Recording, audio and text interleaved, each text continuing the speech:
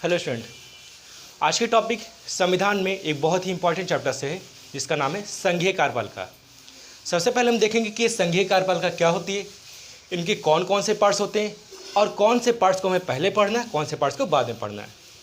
तो संघीय कार्यपालिका से आशा है कि वे कार्यपालिका जो कि संसद के नीतियों का पालन करती है, उसका अनुसरण करती हैं, राइट। अब जो संघीय कार्यपालिका का प्रमुख होता है वह कौन होते हैं? राष्ट्रपति महोदय होते हैं। तो राष्ट्रपति महोदय संघीय कार्यपालिका के प्रमुख होते हैं, इसलिए जो आज के हमारे टॉपिक है वो स्पेशली राष्ट्रपति महोदय जी से है। हम देखेंगे कि राष्ट्रपति महोदय में कहाँ से कौन से अनुच्छेद इंपॉर्टेंट है, उसमें क्या प्रोसेस होता है, किस अनुच्छेद के अंतर्गत कौन कौन सा वर्क होता है। तो सबसे पहले इसमें हम पढ़ेंगे राष्ट्रपति जी के बारे में, आफ्टर दैट प्रधानमंत्री और मंत्रिपरिषद, एंड देन उपराष्ट्रपति, एंड सबसे लास्ट में आपके जाएंगे महान्यायवादी के बारे में। तो जो आपके संघीय कार्यपालिका है उनमें जो संघीय कार्यपालिका के प्रमुख होते हैं, या यूँ कह सकते हैं कि संवैधानिक प्रमुख, इसका मतलब होगा कि जो संविधान में जो सबसे बड़ा होता है, संवैधानिक प्रमुख जो सबसे बड़ा अधिकारी होता है या जो जिससे ऊंचा कोई पद ही नहीं होता, वो कौन होते हैं? राष्ट्रपति होते हैं। अब राष्ट्रपति जो होते हैं उनमें कौन कौन से अनुच्छेद इंपॉर्टेंट है, किस अनुच्छेद के अंतर्गत कौन कौन से वर्क होते हैं, कैसे उनका चुनाव होता है, कैसे निर्वाचन होते हैं, कैसे निर्वाचन की पद्धति होती है, उन सभी के बारे में हम स्टेप बाय स्टेप देखेंगे। देखिए, जैसा कि मैंने लिख दिया, अनुच्छेद 52 से लेकर के अनुच्छेद 62 तक होते हैं। अब ऐसे हम एक एक अनुच्छेद को स्टेप बाय स्टेप चलेंगे कि इसमें कौन सा अनुच्छेद इंपॉर्टेंट है उसको भी देखेंगे और किस आर्टिकल के तहत कौन सा वर्क होता है। सबसे पहले आपका लिखा है अनुच्छेद 52। इसमें क्या दिया रहता है? राष्ट्रपति के पद। राष्ट्रपति के पद से आशय है कि भारत में एक राष्ट्रपति होगा और जो राष्ट्रपति जी महोदय होते हैं वह भारत के प्रथम नागरिक कहलाते हैं। तो आपको सिर्फ इतना ही जानना है कि भारत के एक राष्ट्रपति होगा अनुच्छेद 52 के अंतर्गत, और भारत के राष्ट्रपति महोदय जो कि प्रथम नागरिक कहलाते हैं। देन आपके लिखे अनुच्छेद 53। अनुच्छेद 53 में कार्य एवं शक्तियाँ हैं, जिसको कि हम नेक्स्ट वीडियो में इसको डिफाइन करेंगे, क्योंकि यह बहुत ही बड़ी टॉपिक है कार्य एवं शक्तियाँ। तो इसका हम सेकंड पार्ट लेकर आएंगे जिसमें आपको पूरे कार्य और शक्तियों के बारे में बताए जाएंगे। इसके बाद में लिखें निर्वाचन। देखिए, ये निर्वाचन और निर्वाचन की रीत सबसे ज़्यादा परेशान स्टूडेंट को यही दो टॉपिक करता है, क्योंकि स्टूडेंट यहाँ पर पूरा इस तरह परेशान हो जाते हैं कि वो पॉलिटी पढ़ना ही नहीं चाहते हैं।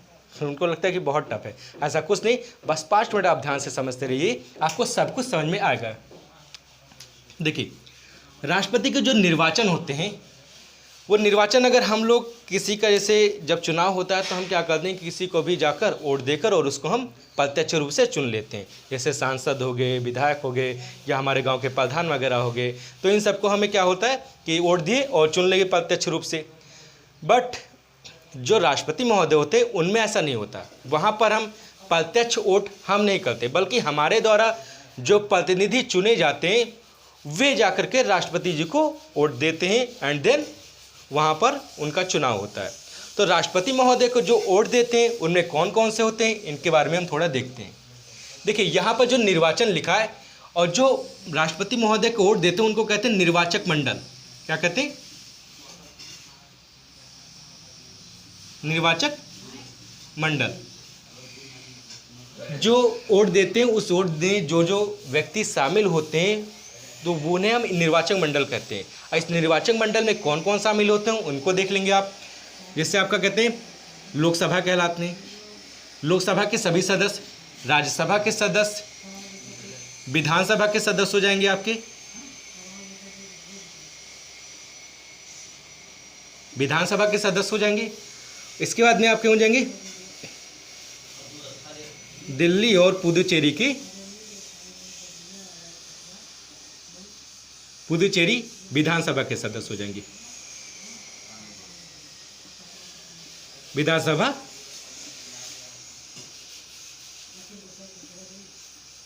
के सदस्य हो जाएंगे। तो आपने देखा निर्वाचक मंडल में जैसे जो निर्वाचन होता है राष्ट्रपति महोदय का, उसमें कौन वोट देते हैं? जो संसद, दोनों संसद मतलब कि राज्यसभा और लोकसभा। तो लोकसभा के जो भी सदस्य होंगे वोट में शामिल होंगे, एंड देन राज्यसभा के जो सदस्य होंगे वो शामिल होंगे। आफ्टर दैट जो विधानसभा है, विधानसभा के सभी सदस्य रहेंगे, और जो आपके दो केंद्र शासित प्रदेश हैं दिल्ली और पुदुचेरी, यहाँ के जो विधानसभा के सदस्य होते हैं वो भी शामिल होते हैं। अब आपको कहने कि विधान परिषद नहीं होती, तो विधान परिषद देखिए जैसे सभी जगहों पर नहीं होता, सभी केंद्र शासित प्रदेशों में नहीं होता, इसलिए विधान परिषद आपके निर्वाचक मंडल में शामिल नहीं किए जाते हैं। तो जो वोट दे सकते हैं, राष्ट्रपति महोदय का चुनाव जो कर सकते हैं, वो प्रत्यक्ष रूप से जनता के द्वारा ना करके लोकसभा के सदस्य, राज्यसभा के सदस्य, विधानसभा के सदस्य एंड देन दिल्ली पुदुचेरी विधानसभा के सदस्यों के द्वारा राष्ट्रपति महोदय को वोट दिया जाता है। और जब हम वोट देते हैं तो वोट की गिनती कैसे होती है, या एक विधायक के मत का मूल्य क्या होता है, एक सांसद के मत का मूल्य क्या होता है, निर्वाचन की रीत को यहाँ पर थोड़ा समझना है कि वो निर्वाचन की रीत कैसे आएगी। तो ये जो आपका निर्वाचक मंडल हुआ किस में आ गया, अनुच्छेद 54 में आ गए। अब देखते हैं यहाँ पर हम निर्वाचन की रीत, इसको आप ध्यान रखेंगे, लोकसभा के सारे सदस्य, राज्यसभा के सारे सदस्य हो जाएंगे, ये सारे हो जाते हैं। आप ये ध्यान रखिएगा, जो मनोनीत सदस्य होते हैं वो अलाउ नहीं होते हैं। मनोनीत जैसे 12 सदस्य एंड 2 एंग्लो इंडिया के सदस्य, तो 12 2 14 होते, इनको वोट देने का मतलब ये भाग नहीं लेते राष्ट्रपति जी महोदय को वोट करने में। निर्वाचन की रीत में हम सबसे पहले देखेंगे, जैसे निर्वाचन की रीत में जो वोट देते हैं तो उनकी वोट की गिनती कैसे होती है।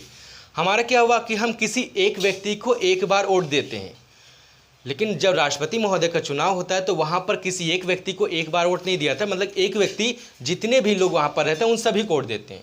एग्जाम्पल के लिए समझेंगे थोड़ा सा, इससे मान लिया 4 व्यक्ति हैं, A B C D, तो 4 व्यक्ति ने नॉमिनेशन किसके लिए किया कि मतलब इन्होंने किया नॉमिनेशन कि इन्हें राष्ट्रपति के चुनाव में है 4 लोग। अब जो सांसद या विधायक होते हैं वो क्या करेंगे, इन चारों लोग को वोट देंगे। अब सोचेंगे चारों लोग को वोट क्यों देंगे, तो यहाँ पर चारों लोग को जो वोट देंगे उसमें प्रायोरिटी देंगे कि हम सबसे पहले किसको पसंद करते हैं, इसके बाद में किसको पसंद करते हैं। किसी ने कहा कि मान लिया हम पहले इन्हें पसंद करेंगे, आफ्टर दैट इनको पसंद करेंगे, फिर इन्हें पसंद करेंगे और देन यहाँ पर पसंद करेंगे। तो देखिए यहाँ पर जो पसंद करने की प्रायोरिटी थी, इस प्रकार से वोट देना रहेगा। यदि 4 लोग हैं और चारों लोग को वोट देना रहता है, अब वोट देने के मामले में हमें प्रायोरिटी किसको मिलता है सबसे अधिक, वहाँ पर हम यहाँ पर ध्यान देंगे। तो सबसे पहले किसको पसंद किया, बी को, देन सी को, आफ्टर दैट ए को और फिर डी को पसंद किया। अब यहाँ पर जो निर्वाचन की रीत थी, हमने क्या कहा कि उसमें सभी को पसंद मतलब वोट प्रत्येक व्यक्ति को देना रहता है। जब कोई विधायक वोट देता है या कोई सांसद वोट देता है, क्योंकि जैसे विधायक की जो संख्या है सभी राज्यों में अलग अलग होती है। अब अगर कह दे कि यूपी का अकेला अगर यूपी राज्यपाल है तो किसी को भी क्या कर सकता है, बना सकते हैं किसी को भी राष्ट्रपति, क्योंकि विधायक की संख्या यहाँ पर बहुत ज़्यादा है। अदर दूसरे राज्यों से देख लें तो इस प्रकार से जो विधायक के मत का मूल्य है उसको थोड़ा समझेंगे, देन आगे समझ में और आएगा आपको। सबसे पहले आपको निर्वाचन की रीत में समझेंगे कि एक जो विधायक होते हैं, एक विधायक के मत का मूल्य क्या होता है। एक मिनट देखेंगे, देखिए एक जो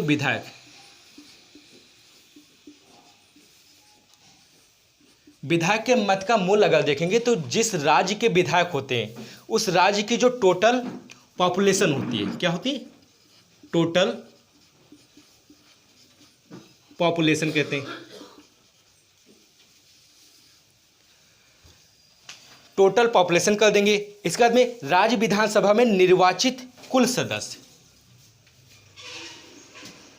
राज्य विधानसभा में निर्वाचित कुल सदस्य। देखिए एक विधायक के मत का मूल्य निकाला जा रहा है। अब एक विधायक के मत का मूल्य निकाल रहे हैं तो वहाँ पर एक विधायक के मत का मूल्य अगर निकालेंगे तो कैसे निकलेगा, उस राज्य की टोटल पॉपुलेशन करेंगे और उस राज्य में टोटल कितने विधानसभा के निर्वाचित सदस्य हैं। यहाँ पर इस वर्ड को ध्यान रखिएगा, निर्वाचित, क्योंकि यहाँ पर पूछ लिया थे कि निर्वाचित सदस्य ही रहेंगे। ऐसा नहीं रहेगा कि इससे हमने बताया कि जो 2 एंग्लो इंडिया को राष्ट्रपति जी महोदय चुन लेते हैं, फिर 12 मनोनीत सदस्य को चुन लेते हैं, तो उनकी संख्या यहाँ पर नहीं गिनी जाएगी। जो निर्वाचित होकर के आते हैं उनकी संख्या गिनी जाएगी। अब यहाँ पर निर्वाचित वर्ड ध्यान रखिएगा। अब हमने कहा कि विधायक की जो करना है तो टोटल पॉपुलेशन और कुल विधानसभा में ऐसे कर दे कि कुल सदस्य हो गए। करने के बाद में फिर क्या करते हैं, डिवाइड कर देते हैं हम 1/1000 से। आप कहते हैं कि 1/1000 क्यों आ गया या इसकी ज़रूरत क्यों पड़ी 1/1000 की। तो 1/1000 जैसे मान लें कि किसी कोई राज्य है, उस राज्य की हमने कह दिया कि सैकड़ा, हज़ार, 10,000, मान ली इतना किसी राज्य की क्या है पॉपुलेशन है मान लेते हैं, और उस राज्य में क्या करते हैं विधायक की संख्या इतनी है।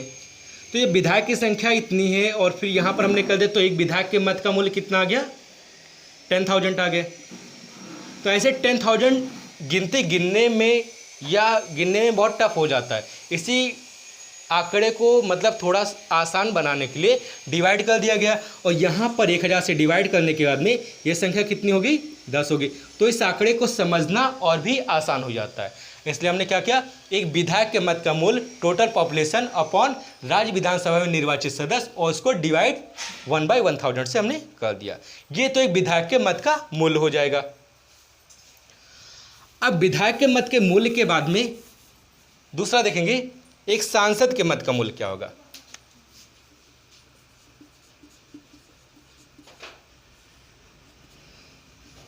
देखिए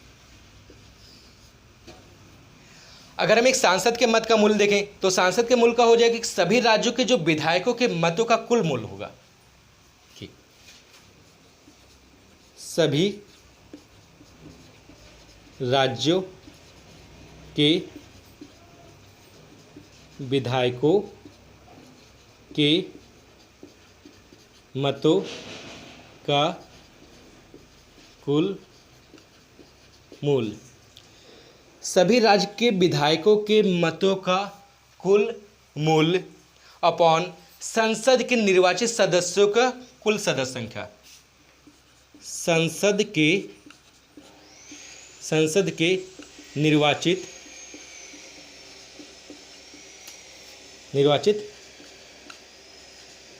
सदस्यों की कुल संख्या। ध्यान रखिएगा यहाँ पर वो 1000 वगैरह से डिवाइड नहीं होगा, इसमें ऐसा कुछ नहीं रहेगा। संसद के निर्वाचित सदस्यों की कुल सदस्य संख्या कर देंगे इसको, कुल सदस्य संख्या। तो आपने देखा कि एक विधायक के मत का मूल्य और एक सांसद के मत का मूल्य को किस तरह से गणना किया जाता है। यहाँ पर आप देखिए, इसमें थोड़ा सा और देख लेंगे। अभी ये अनुच्छेद 55 में ही चल रहा है तो इसको आप ध्यान रखेंगे। यहाँ पर एक विधायक हो गए, संसद हो गए। अब जब इन्होंने वोट दिया तो वोट जब इन्होंने दिया तो किस प्रकार से वोट कितना मिलना चाहिए। जैसे हम लोग जब किसी को चुनते हैं प्रधान, मतलब कि जैसे अपने गांव के प्रधान को चुनते हैं या किसी सांसद को चुनते हैं तो उन्होंने क्या हुआ कि एक वोट भी अगर ज़्यादा हो गया तो वहाँ पर उनको विजयी घोषित कर दिया जाता है।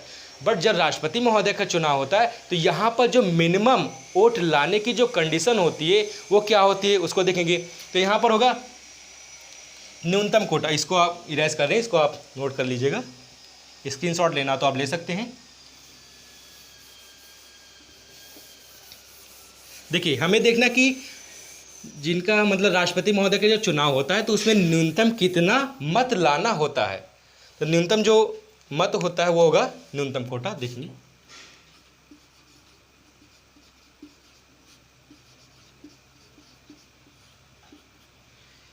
न्यूनतम कोटा में करेंगे कुल वैध मत अपॉन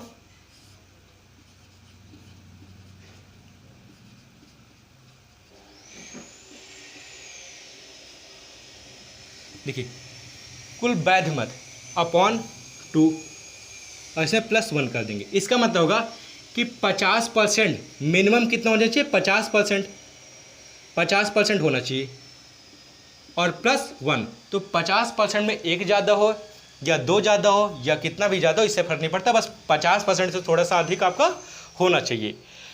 अब 50% से अधिक आपका होना चाहिए तो इतना क्या होगा कि इतना न्यूनतम मत लाना होगा। अब कहते हैं कि यदि कोई जो राष्ट्रपति महोदय की मतलब राष्ट्रपति के चुनाव के लिए जो इन्होंने नॉमिनेशन भरा हुआ अगर वो इतना वोट नहीं ला पाते हैं तब क्या होता है, या फिर कैसे क्या दोबारा चुनाव होगा। किस तरह से करेंगे? तो जैसे मैंने अभी आपको बताया था निर्वाचन की रीत में, जैसे बता रहे थे, अभी इसी में हम पढ़ रहे हैं कि 4% जैसे खड़े हुए हैं, A, B, C, D, इन सभी का चुनाव होना है। हमने कहा कि कोई 50% नहीं ला पाया, किसी को 45 मिल गया, 45% मिला, या किसी को हमने कह दिया कि 45 नहीं मिला, किसी को 30 मिल गया, ठीक है, क्या किसी को 30 मिला, किसी को 5% वोट मिल गए और किसी को 20% मिला। तो यहाँ पर देखें 50% से ज़्यादा किसी का नहीं है। और जब 50% से ज़्यादा किसी का नहीं है तो इसमें क्या होगा कि प्रत्येक सांसद या विधायक सभी को वोट देते हैं। तो जो लास्ट वाले हैं, जैसे जिसका सबसे कम आता है, सी का सबसे कम आया हुआ, सी को क्या करते हैं, कट कर देते हैं। अब कट करने के बाद में कितने बचे फिर आपके, ए, बी और डी बचा। अब इन पर फिर से क्या होगा, वही रिपीटेशन की क्रिया होगी, फिर से इनको वोट के लिए मतलब इस पर फिर प्रायोरिटी दी जाएगी कि इनमें से आप फिर से चुनिए कि कौन सा, अगर सी को जैसे 5% जिन्होंने दिया है उनको निकालकर फिर इनमें से कभी किनको दिया जाए, कि किनको प्रायोरिटी ज़्यादा दी जाती है राष्ट्रपति बनने की। तो जिनको प्रायोरिटी ज़्यादा दी जाएगी, जब तक 50% से प्लस में ना हो जाए तब तक वह प्रक्रिया चलती रहती है। आपने इसे याद किया होगा कि वी गिरी जो राष्ट्रपति थे उनको सेकंड प्रक्रिया में, जैसे जब दोबारा मतगणना की गई, दोबारा मतलब चुनाव की प्रक्रिया की गई, उस समय वो राष्ट्रपति चुने गए थे। तो दोबारा नॉमिनेशन में मतलब एक बार में उनका चुनाव नहीं हो पाता, एक बार में वो मत पूरा हासिल नहीं कर पाते, तो दोबारा ऐसा किया गया, देन वो राष्ट्रपति बने। तो ऐसे कौन थे, वी गिरी राष्ट्रपति महोदय जो थे। ये तो आपका हुआ निर्वाचन की रीत। अब निर्वाचन की रीत हुई तो आपने क्या पढ़ा, पद पढ़ लिया। कार्यशक्ति तो हम नेक्स्ट चैप्टर में, नेक्स्ट वीडियो में बताएंगे आपको निर्वाचन कैसे होता है, जो निर्वाचक मंडल कहलाते हैं। देन आपका निर्वाचन की रीत पढ़ी। अब यहाँ पर रखते हैं पदावधि, कि पदावधि क्या होंगी। पदावधि देखिए, राष्ट्रपति का जो पद होता है वह कितने साल के लिए होता है, 5 सालों के लिए होता है। बट ये 5 सालों के लिए एग्जाम में अक्सर क्वेश्चन पूछते हैं कि ये 5 साल कैसे होते हैं, जब वो चुनाव जीत जाएंगे तब होगा, या वो जब चुनाव में नॉमिनेशन भर देंगे मतलब खड़े होंगे तब होगा, या चुनाव जीतने के बाद में शपथ ले लेंगे तब होगा। तो देखिए ध्यान रखिएगा यहाँ पर, पदावधि जिस दिन से वो क्या करते हैं, शपथ ग्रहण कर लेते हैं राष्ट्रपति महोदय, उसी दिन से 5 वर्ष तक के लिए वह राष्ट्रपति महोदय बन सकते हैं। तो आपको कहेंगे यहाँ पर जो पदावधि है वो कितने साल के लिए, 5 ईयर्स। तो वैसे तो ये बहुत कम पूछे जाते हैं, राष्ट्रपति की पदावधि 5 साल के लिए होती है। पुनः निर्वाचन होता है। अगर पुनः निर्वाचन देखा है कि इसके बाद में आगे पुनः निर्वाचन, जैसे जब 5 साल वो बन गए, 5 साल बनने के बाद में 5 साल समाप्त हो गया। अब 5 साल समाप्त होने के बाद में क्या उनका पुनः निर्वाचन हो सकता है? तो इंडिया में कितने भी साल हो जाएं या एक राष्ट्रपति कितनी भी बार निर्वाचन कर सकते हैं। निर्वाचन की प्रक्रिया मतलब राष्ट्रपति के लिए वो अपना मतलब क्या कहते हैं, प्रस्ताव रख सकते हैं, मतलब लड़ने के लिए कि हम राष्ट्रपति के चुनाव में खड़े होंगे, ऐसा कर सकते हैं। तो यहाँ पर निर्वाचन जो होता है वो कितनी भी बार हो जाए, लेकिन जैसे आपका यूएसए अमेरिका है, अमेरिका में एक व्यक्ति सिर्फ 2 ही बार आपके राष्ट्रपति बन सकते हैं। अमेरिका में एक व्यक्ति सिर्फ 2 बार बन सकते हैं, बट इंडिया में ऐसा कुछ नहीं, एक व्यक्ति कितनी भी बार बचा राष्ट्रपति बन सकता है। तो यहाँ पर निर्वाचन के वो कितनी भी बार मतलब राष्ट्रपति बन सकता है। आते हैं यहाँ पर अनुच्छेद 58 में दिया है योग्यता। योग्यता देखिए लगभग सबकी, जैसे आपने अगर पढ़ा पहले कि लोकसभा जैसे मान लिया पढ़ा, राज्यसभा पढ़ा, तो अगर इन सब में जो आपने कुछ कॉमन चीज़ें हैं, जैसे पहली योग्यता चाहिए कि वह भारत का निवासी हो। तो पहले आपका निवासी मतलब भारत का नागरिक होगा, तो नागरिक होगा तो निवासी होगा ही, ये कहते हैं। तो पहला यहाँ पर आपका क्या होगा, भारत का नागरिक हो, भारत का नागरिक हो। दूसरा कह देंगे कि किसी लाभ के पद पर ना हो, लाभ के पद पर ना हो। और थर्ड कर देंगे वह कितने वर्ष की आयु पूरी कर चुका हो। सबसे इंपॉर्टेंट रहता है यहाँ पर कि 35 वर्ष की आयु पूरी कर चुके हों। लास्ट में लिखेंगे लोकसभा सदस्य बनने की योग्यता रखते हो, सदस्य बनने की योग्यता रखते हो, योग्यता रखते हो। ये कह देंगे। तो यहाँ पर अगर हमने देखा कि कौन कौन सी योग्यता होनी चाहिए, तो पहले तो भारत के नागरिक होने चाहिए किसी लाभ के पद पर। तो लाभ का पद का मतलब हो जाएगा जैसे कोई नौकरी वगैरह ना कर रहा हूँ, कोई ऐसा, जैसे अब ये मत से कोई राज्यपाल का पद, मुख्यमंत्री का पद, या कोई मंत्री परिषद में किसी भी मंत्री का जो पद होता है वह लाभ का पद नहीं माना जाता है। तो इन सब को छोड़ करके वह किसी लाभ के पद पर ना हो। न्यूनतम जो एज होती है वो 35 साल होनी चाहिए। वैसे तो अभी तक भारत में जितने भी राष्ट्रपति बने 40 से कम किसी की एज नहीं थी, जितने लोग बने, लेकिन जो न्यूनतम एज रहती है वह न्यूनतम 35 साल होनी चाहिए। लोकसभा सदस्य बनने की योग्यता रखती हूँ, इसमें कई टॉपिक इंक्लूड हो जाते हैं। जैसे तो ऐसे कहते हैं कि वह पागल या दिवालिया नहीं होनी चाहिए, तो ऐसा बुक में लिखा रहता है, बट यह वर्ड राष्ट्रपति को जो चैप्टर होता है वहाँ पर इन सब वर्ड्स को यूज़ नहीं करते हैं, ये कहते हैं, क्योंकि राष्ट्रपति बहुत ही बड़ा संवैधानिक पद होता है, इसलिए इन सब छोटी छोटी बातों को बिल्कुल वैसे ही हटा देते हैं। तो यह आपने यहाँ पर देख लिया कि योग्यता क्या होनी चाहिए। इसमें सबसे ज़्यादा यही पूछा जाते हैं कि 35 साल न्यूनतम एज होनी चाहिए, क्योंकि जो प्रधानमंत्री बनते हैं वहाँ पर 25 साल होनी चाहिए, और जो यहाँ पर राष्ट्रपति बनते हैं उनकी जो न्यूनतम एज होती है वो 35 साल होनी चाहिए।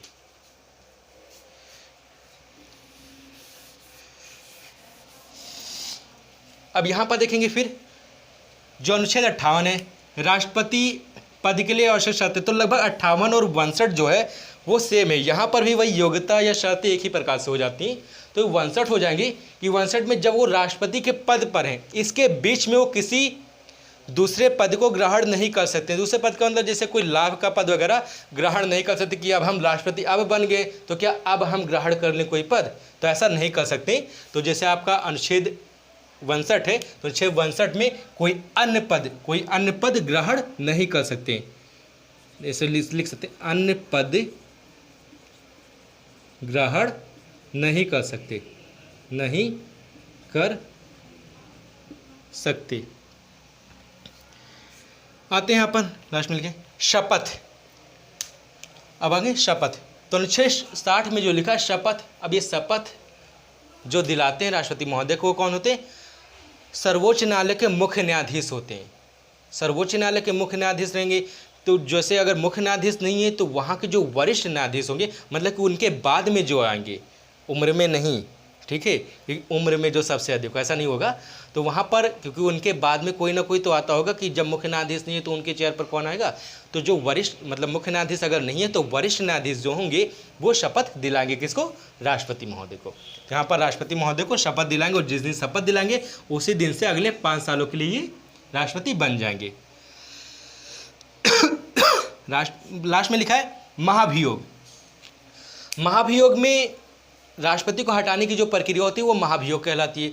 अब राष्ट्रपति को हटाने की जो प्रक्रिया होगी, अगर राष्ट्रपति को उनके पद से हटाना, क्यों हटाएंगे? क्योंकि मान लिया राष्ट्रपति बन करके चले आए, शपथ वगैरह ले लिए तो राष्ट्रपति बन गए। और राष्ट्रपति बनने के बाद में अगर उन्होंने संविधान के नियमों का पालन नहीं किया, कुछ उल्लंघन किया, तो ऐसी जगहों पर वहाँ पर क्या होता है? महाभियोग चलाया जाता है। अब महाभियोग चलाने के लिए जो कंडीशन होती है कि 14 दिन पूर्व लिखित नोटिस राष्ट्रपति महोदय के पास में भेजनी रहती है।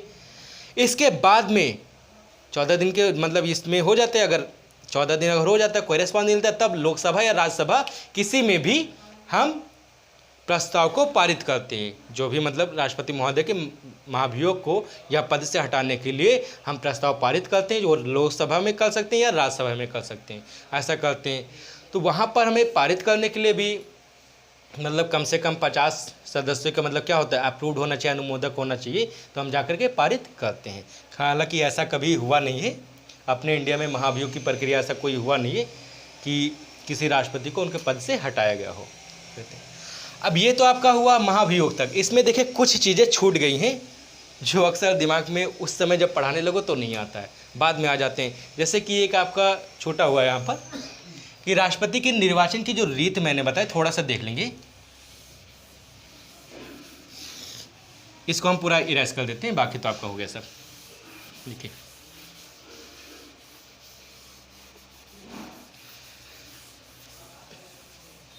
देखिए, जैसे मैंने कहा कि निर्वाचन की जो रीत होती है कि आपके राष्ट्रपति मतलब उस कौन कौन से व्यक्ति खड़े हो सकते हैं, कौन कौन से व्यक्ति को राष्ट्रपति पद के लिए नॉमिनेट किया जा सकता है। तो पहला तो मैंने बताया जैसे 35 वर्ष एज हो गई हो, पूरी कर ली हो। दूसरा भारत के नागरिक हों, किसी लाभ के पद पर न हो। तो ये सब तो लगभग सभी इंसानों में होती है। तो क्या ये सभी लोग राष्ट्रपति पद के लिए खड़े हो सकते, उम्मीदवार होते हैं? हो तो सकते हैं, लेकिन एक कंडीशन और है कि राष्ट्रपति पद के लिए जब आप जाएंगे चुनाव आयोग के पास में, तो वहाँ पर आपके पास कम से कम 50 सांसद या विधायक को क्या होना चाहिए, प्रस्तावक के रूप में आपके साथ में होने चाहिए, ठीक है। और कम से कम उसके बाद में फिर 50 अनुमोदक के रूप में होने चाहिए, जो अप्रूव करते हैं, अनुमोदक के रूप में होना चाहिए। तो जब इतने सदस्य होंगे, क्या होते हैं, योग्यता के लिए, जैसे योग्यता की अगर हमें चुनाव लड़ना है राष्ट्रपति महोदय का, तो इतने लोग कम से कम आपके पास में होंगे, तब जाकर के लड़ सकते हैं। तो यही सबसे डिफरेंट होता है, अदरवाइज तो बहुत से लोग हो जाएंगे लड़ने के लिए। अब 50 MP या MLA होंगे तो ये किसी राजनीतिक पार्टी के पास ही हो सकते हैं, किसी आम इंसान के पास में तो होंगे नहीं। उसके बाद में उसको अप्रूव करने वाले 50 हैं, तो कम से कम 100 लोग क्या होंगे, आपके पास में होने चाहिए, इतने हो जाएंगे। देन मतलब क्या हम कर सकते हैं या लड़ सकते हैं चुनाव की प्रक्रिया। अब इसको लड़ने के लिए जो आपकी राशि होती है, जैसे कि 15,000 रुपये निर्वाचन की जो राशि होती है, क्योंकि कुछ ना कुछ राशि जमा करनी पड़ती है, तो राशि होती है जो 15,000 रुपये जमा करनी पड़ती है। और ये कहाँ जमा हो जाता है, RBI के पास में जमा हो जाता है। अगर आप 1/6 मत प्राप्त करने में सफल होते हैं, तब तो ये राशि आपको वापस रिटर्न कर दी जाती है, नहीं तो ये क्या हो जाती है, ये राशि जब्त हो जाती है, ये राशि आपकी जब्त हो जाती है। तो ये तो था आज का राष्ट्रपति के जो कि इम्पॉर्टेंट पॉइंट्स थे आपके एग्जाम के पॉइंट ऑफ व्यू से, वो मैंने आपको बताया। अगर इसमें से कोई भी पॉइंट्स आपको थोड़ा सा डाउट होगा तो वो आप हमें बता सकते हैं या कमेंट करके लिख सकते हैं। नेक्स्ट टॉपिक में जो नेक्स्ट वीडियो आपकी आएगी उसमें हम राष्ट्रपति के कार्य एवं शक्तियों के बारे में आपको बताएंगे। तो इसमें कौन से टॉपिक आपको थोड़ा अगर कोई भी कन्फ्यूज़न होगी तो उसे आप बताइएगा। Thanks for watching this video.